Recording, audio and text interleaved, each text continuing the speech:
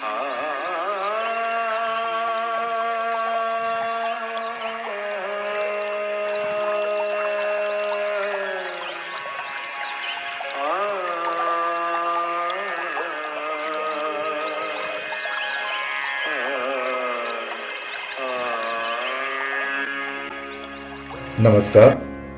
सर्वांचं स्वागत.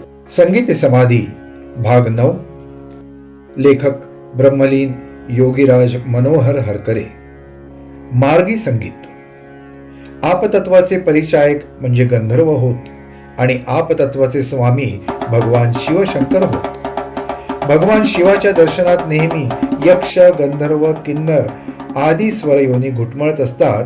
याचे कारण हेच होय. शिवदर्शनात नारद तुमरूंचाही संबंध येतो. सर्व शास्त्रांचा उगम भगवान शिवापासूनच आहे. योगशास्त्राचे आद्यजनक भगवान शिवशंकर असल्याने सर्व शास्त्रांचे जनक भगवान शिवशंकर असल्यास नवल नाही. पण सर्व शास्त्रांचे आधी जर कोणते शास्त्र उत्पन्न झाले असेल तर ते संगीत शास्त्र होय. संगीत शास्त्राचा आणि योगशास्त्राचा इतका निकट संबंध आहे. राजयोगी वा हठयोगी गायक नसला तरी एका विशिष्ट अवस्थेत त्याला अनाहत नाद किंवा वेदनाद ऐकू येतातच. इतका योगशास्त्र व गानयोग यांचा संबंध आहे. गानयोगाला रंजक करण्याचा प्रयत्न केला की संगीत शास्त्र उत्पन्न होते. गानयोगाची फले पदरात पाडून घेण्याची रंजक कला म्हणजे संगीत शास्त्र म्हणता येईल. भगवान शंकराला प्रसन्न करण्याचे 2 मार्ग, एकतर तप करणे किंवा गानयोगाने शंकराला वश करणे. भगवान शंकराला प्रसन्न केल्यानंतर आपतत्वाचे सर्व भांडार साधकासमोर खुले होते. आप म्हणजे प्राप्त करणे. आपतत्वाच्या साधनेतून गंधार ग्रामाचा अभ्यास केल्यास सर्व प्राप्त होत असते. अगदी दिवे लावण्यापासून पर्जन्यापर्यंत, फुलांना बहरवण्यापासून तो प्रत्यक्ष फुले उत्पन्न करण्यापर्यंत आणि अप्सरा भोगापासून तो तहत देवतांच्या दर्शनापर्यंत सारे गंधार ग्रामाच्या अभ्यासामुळे प्राप्त होत असतात. विधायक संगीत म्हणजे प्रत्यक्ष वस्तू वा घटना उत्पन्न करण्याचे सामर्थ्य गांधार ग्रामात आहे. पण त्याकरिता साधकाला स्वतः गंधर्व बनावे लागते. तानबाजी करणारा साधा गायक गंधर्व बनू शकत नाही. त्याकरिता साधने आहेत, शिस्त आहे, शिस्तबद्ध जीवन आहे. मध्यमग्राम म्हणजे मार्गी संगीत. समाधीपासून तो संत तुकारामांसारखे सदेह स्वर्गाला जाण्याचे सामर्थ्य या मार्गी संगीतातच म्हणजे मध्यम ग्रामात आहे. साधक देवतांच्या अवस्थेत गेला की त्याचे मुखातून निघणारे स्वर मध्यम ग्रामाचेच असतात. मध्यम ग्रामाच्या श्रुती षड्ज ग्रामाच्या श्रुतींच्या अधेमध्ये असल्याने मध्यम ग्रामाचे संगीत साधारण असाधक गायकाला बेसूर वाटेल. परंतु त्याच बेसूर वाटणाऱ्या गायनात नराचा नारायण करण्याचे सामर्थ्य आहे. साधक स्वदेह स्वर्गाला जाऊ शकतो. या मध्यम ग्रामाचे वर्णन तुकाराम महाराज करतात. वेडा वाकोडा गाईन परी तुझाची म्हणविन.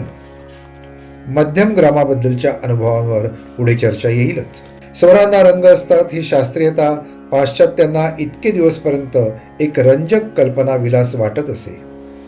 भारतीय संगीत शास्त्राबद्दल सहानुभूती बाळगणाऱ्या सर वुईलार्ड जोन्स याने स्वरांचे रंगवर्ण आणि रागरागिणींच्या प्रतिकृती या भारतीय संगीतातील सत्यांना बुद्धिमान ग्रीकांनाही न सुचलेल्या परंतु भारतीय अंतःकरणाची विशेषता असलेली एक रम्य कल्पनासृष्टी म्हणून त्याचे वर्णन केले आहे. आपल्या प्राचीन शास्त्रांबद्दल अज्ञानामुळे साशंक असलेल्या काही भारतीयांनाही तसेच वाटते. परंतु स्वरांना रंग राहणे ही आता कवी कल्पना राहिली नसून एक शास्त्रीय सत्य बनले आहे. प्रख्यात रशियन वैज्ञानिक कुझोनो यांनी स्वरांच्या रंगाबद्दल बरेच संशोधन करून ठेवले आहे. त्यांचे नावही त्यांच्या संशोधन कार्याला साजेसेच आहे. संस्कृत शब्द कूजन आव, कूजन करून आव म्हणजे बोलणारा असा तो कूजनो. त्यांच्या ओत उपकरणावर त्यांनी स्वतःच्या स्वरांच्या कंपनांचे रंग टिपले असून कोणत्या कंपनाच्या स्वराला कोणता रंग असतो त्याची सूची तयार केली आहे.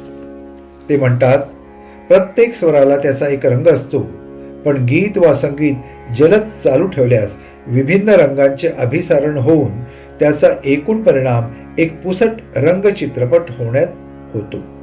पाश्चात्य संगीताला स्वरांचे रंग व राग रागिण्यांची स्वरूपे ही एक नवीनच कल्पना असल्याने त्यांच्या संगीतातील स्वरांची रचना त्यांच्या पारंपरिक अभिरुचीलाच पोषक आहे. स्वरांचा योग्य विन्यास, कंप, पुनरावृत्ती व तत्सम शास्त्रीय ठेवण उत्पन्न करण्याची कला त्यांच्या संगीतशास्त्रात अवगत नसल्याने तसली पाश्चात्य गीते वाजविल्यामुळे कुझो यांचे ओत फलकावर रंगांचे पुसट अभिसारण झाले असावे.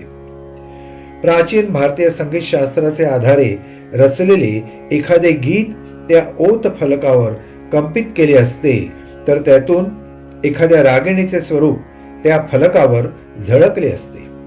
यावरून संगीत दर्पणात वर्णन केलेले स्वरांचे वर्ण व राग रागिण्यांची स्वरूप वर्णने किती शास्त्रीय आहेत याची कल्पना येईल. भारतीय शास्त्रांना कल्पना विलास मानणेच आता अशास्त्रीय होऊन बसले आहे.